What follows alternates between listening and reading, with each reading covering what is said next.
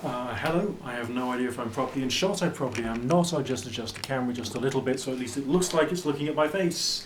Hello everybody, my name is Nick. I go by the professional name or stage name of Nick Dutch. I've been working as a professional online tarot reader now for 16 years this coming November. So basically this new month we're about to enter in, that'll be my main celebration of like another year around the sun as a professional tarot reader. And it's been an interesting time. You will probably know me much more from my YouTube work and YouTube videos, and if you haven't seen any of them before so far, click on my channel name, go to the videos section, have a look through, search for anything from the world of the weird and unusual, and there'll be something there which can pique your interest. Take into account that this is a channel which is full of me, it's full of my personal growth. When we're talking about when I started out on this channel, talking about things, the way in which I perceived things and felt things, and some of the problems and issues and obstacles I was feeling, like psychologically and emotionally, kind of like both helped and hindered my progress on YouTube. Because there's certain qualities of people I would need to attract to my channel from the point of view of personal mission, really. And that is the kind of people who have a curiosity about spiritual experience, but are capable of rational and intelligent thought and are capable of questioning things.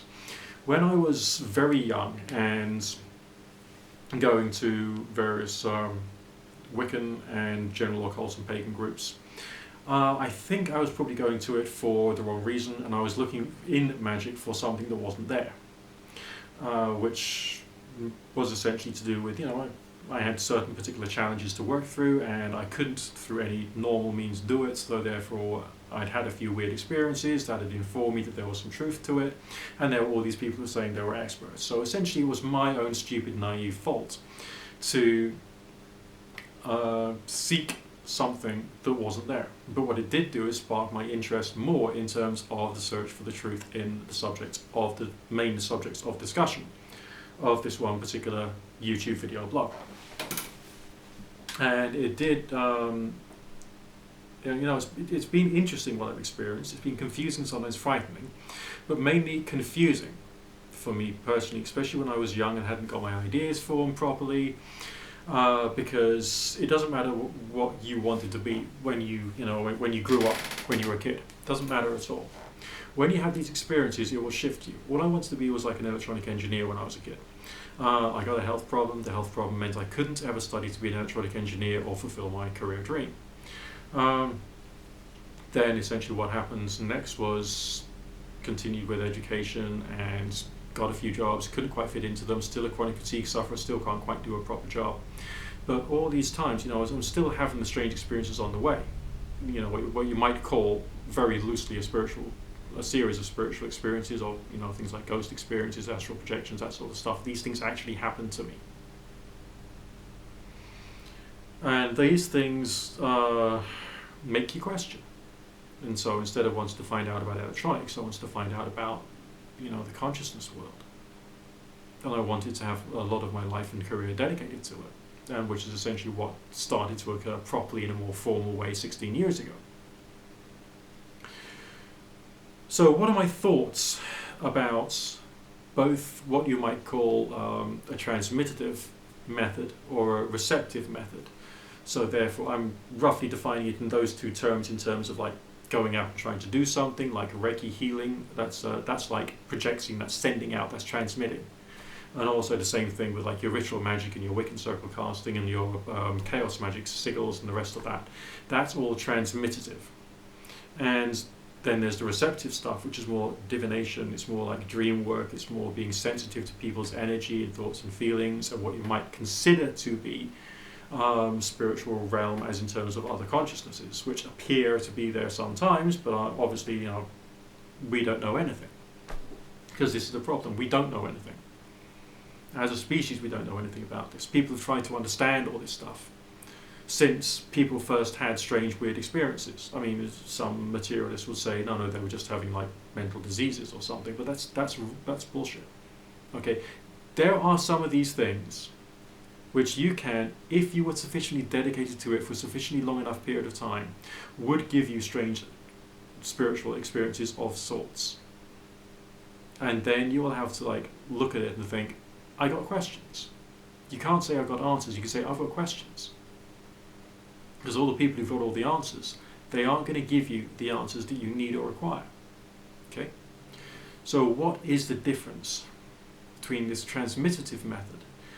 Transmutative method, like your ritual magic or Reiki healing or spiritual healing, appears to involve filling the mind with a particular concept in a way that makes it seem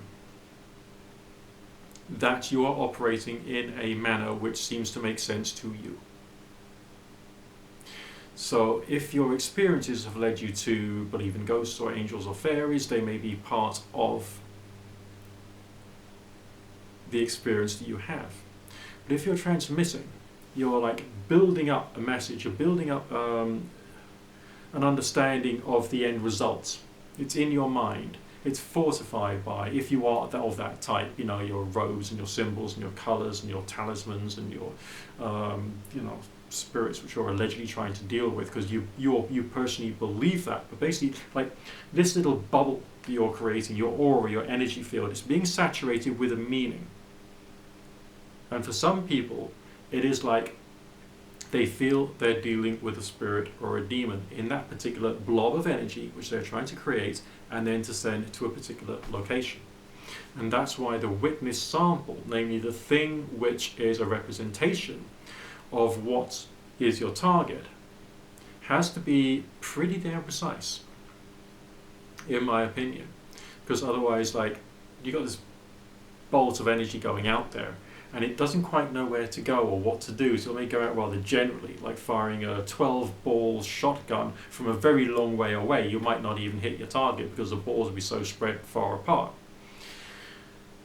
That's one way, the method of thinking I've got.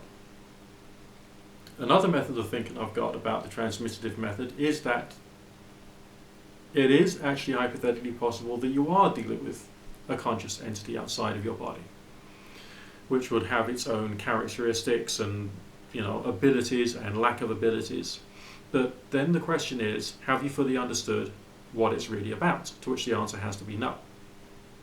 Alright? That's why all of us are experimenters and seekers of spiritual experience, rather than people who have actually got the power and the knowledge and can, control the seasons, make it rain, create earthquakes in Iran. You know who I'm talking to when I make that statement, don't you? Alright, too many questions, not enough answers. Between those two models, there are some times when the first seems more accurate. There are some times when the second seems more accurate, and there are probably lots more to go. And if you've got your favourites, then drop it down in the comments section, because I gain inspiration from you. You'll hopefully gain inspiration from me, with any luck. Because when you move on to the receptive type activity, there's lots of questions as to what is really going on there.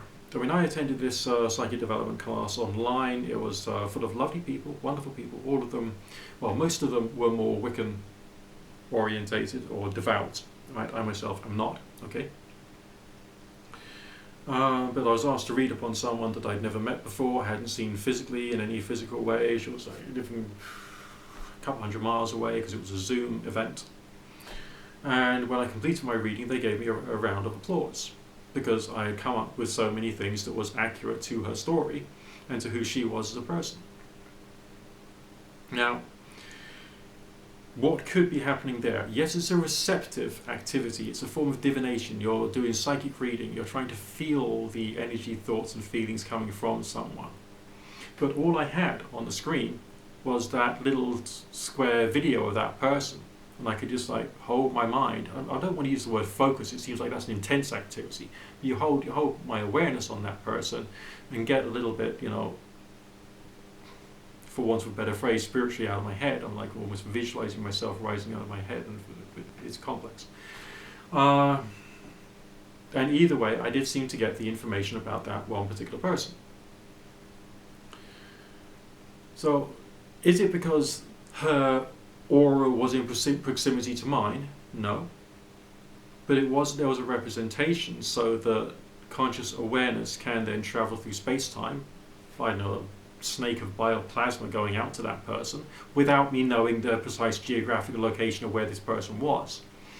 And then picking things up from that. That's one way of looking at it. Or maybe it's more sort of like the holographic consciousness concept, whereby a tiny little fragment of something can somehow represent the whole thing it's a fragment from. So a picture of someone therefore becomes a picture which is like a link to that person when used energetically. As I say, there are some times when one model makes sense, there's sometimes when another model makes sense, and it depends upon how you feel it. But again, there's too many questions about this. I mean, I've been wrestling with this stuff intellectually and experimentally on and off for, well, if you consider my first ghost experience was when I was 4 years old, a bloody long time, okay? And of course, throughout my life I've had more time to do it, I've had less time to do it, and so on and so forth. So what are my thoughts about all of this stuff and its importance? Do I still believe in the importance of people trying to develop an understanding about spiritual experience, psychic experience, energy work, spiritual healing, and all this kind of stuff? The bottom line is yes. Yes, and very much so. There is a real and true force there. How it operates, how we can learn to influence it or move with it, we will always be in a state of anxiety or confusion about that, because there'll be questions we'll have left, right and centre about how these things work. The debates will go on and on and on. So maybe it's not even a question of thinking about what the debate is, because sometimes your debate and discussion as to what the energy is doing, what the ghosts and spirits are doing, or what the energy field is doing, or what is just intention going out through space and time and energy or whatever.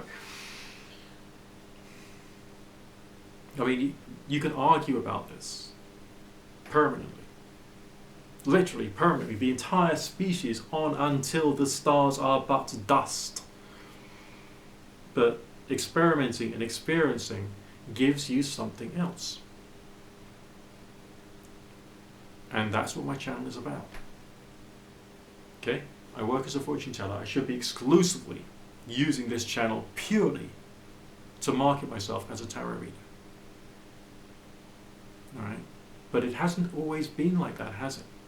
Sure, I want people to recognize me for the performance artist I am. I want people to understand that my intention is good. My intentions are always good. And I want people to see that I'm actually, like, asking the questions. And we have to keep the curiosity about this stuff alive. There is an imperative to that. Okay? A real, like, serious thing. Because one day, this stuff will give humans the ability to understand themselves better. This subject can provide individuals with much more of a sense of belonging in the universe than they've ever had before. Much more a sense of their own importance within the whole dynamic of the energy of the world. It could, in theory, be used to assist alongside medical therapies in a much more appropriate and formal way. It could be used to assist with all manner of things. The KRT company, they make the wonderful Hieronymus radionic machine, which at some point I will save up and buy. And they work, their technology is used a lot in agriculture. Okay? Things we actually have a need and use for, practical things. We're not just talking about, a discussion about the soul and karma and spirituality. We're talking about real things. Anyway, I just thought I'd just take this opportunity to talk to you, because it's good for me to vocalize this stuff, and I think it's good for me to make public where I am now. Okay? I mean, I may be looking at the subject differently. but I'm still with that same level of excitement and curiosity and awareness of the great mystery of it all, and how it connects also to faith-based practices, because all the denominations in the world, they don't realize that they're all the same. They just don't do that yet. Why not? I don't know. They're trying to deal with like experiencing energy field consciousness, higher power, presence within society, the way we should treat other people, all this, all the same. Right? And they could have all got little things to bring, but within them, there's all that naughty stuff, which I do, the esoteric stuff. And the practices are more or less relatively uniform. Right? The esoteric practices still have the same aspects to them. Mental focus, meditation, raising energy, okay, directing it with thought and word and symbol.